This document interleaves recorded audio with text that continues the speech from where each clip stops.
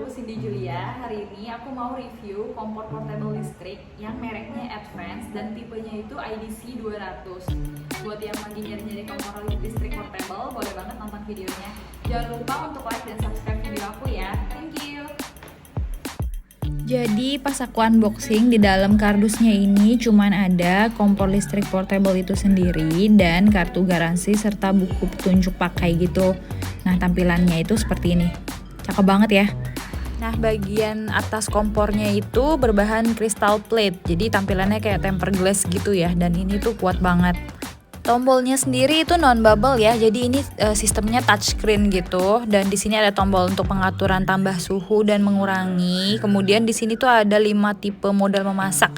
Ini tombol powernya, dan ini presetnya ini untuk timer ya. Jadi kalau misalnya kalian mau masak dan mau atur waktu ya, supaya nggak kebablasan gitu, bisa banget di setel pakai preset ini. Dan nanti tinggal ditambah atau dikurangin menit dan detiknya sesuai kebutuhan.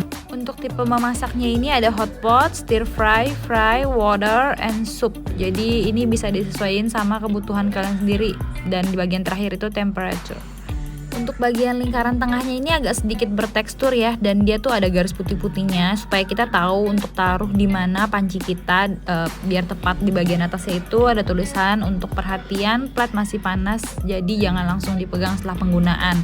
Tapi setahu aku di bagian luar lingkarannya ini tuh nggak panas, jadi masih aman untuk dipegang. Oke deh, dan ini kabelnya ya. Kabelnya sendiri nggak gitu panjang, jadi kalau kalian memang nggak nyampe, colokannya bisa pakai sambungan. Colokannya udah tipe 2 gini, jadi gampang ya. Ini kan biasa di rumah-rumah kita memang colokannya seperti ini. Nah, ini aku udah nyalain. Pas dinyalain itu tombolnya akan ngedap-ngedip nyala. Itu menandakan colokan berfungsi. Kemudian kalau misalnya kalian nggak taruh panci atau nggak taruh apapun di atas kompor ini sendiri, meskipun kalian nyalain tombol on, tetap aja nggak nyala gitu. Jadi dia harus diletakkan panci dulu di atasnya. Jadi ada timbul tulisan IO yang menandakan mesin error. Oke, sekarang kita matiin dulu mesinnya, karena kalau nggak dimatiin dia akan terus ngedip kayak gini, menandakan harus ditaruh panci di atasnya ya. Kita matiin dulu. Nah, untuk mesinnya sendiri setelah kamu colok itu akan ada suara seperti suara kipas atau suara angin gitu nih. Aku sengaja sound on. Nah, sekarang kita mau coba untuk masak air ya.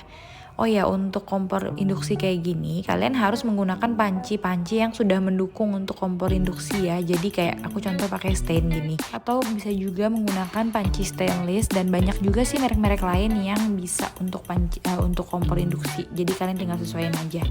Nih aku udah masukin air dikit. Dan memang waktu percobaan masak air ini, panci aku kan lumayan tebal dan besar, jadi memang makan waktu lumayan lama. Jadi pas tadi aku coba untuk masak air sampai dia berbuih matang kayak gini, itu di 7 menit. Kompor induksi ini cuma butuh daya 600 watt, which is itu ringan banget. Oke, sekarang kita coba mau bikin telur ceplok ya. Kita coba lihat butuh waktu berapa lama untuk bikin telur. Jadi pertama kita pilih dulu modenya. Aku tadi pilih fry. Ini sempat nyobain untuk preset timernya, terus nggak jadi.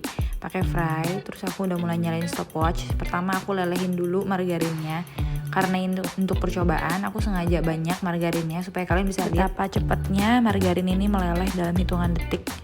Nah, setelah udah meleleh, ini aku kurangin margarinnya karena kita mau lanjut bikin telur ceploknya ya. Kan nggak mungkin sebanyak ini, biasanya cuman pakai dikit kalau untuk bikin telur ceplok. Ini posisinya udah aku kurangin margarinnya, dan timer tetap jalan terus ya. Lalu aku tinggal masukin telurnya. Ini di sini anak aku penasaran banget, dia bilang pengen nyobain bikin telur. Dan ya karena ini kompor induksi menurut aku aman, jadi dia boleh sambil nyoba-nyobain ya, sekalian dia belajar gitu. Kalau misalnya pakai kompor gas gitu kan aku nggak berani, soalnya itu takut ada percikan api atau kayak terlalu panas gitu loh untuk anak-anak deket radiasinya kan. Nah, di sini di menit keempat aku lihat udah bisa dibalik ya, dan bentar lagi kayaknya itu udah mau matang.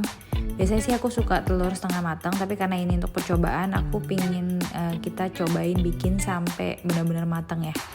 Nah, di sini udah matang, timernya belum nyentuh 6 menit. Pas 6 menit aku matiin.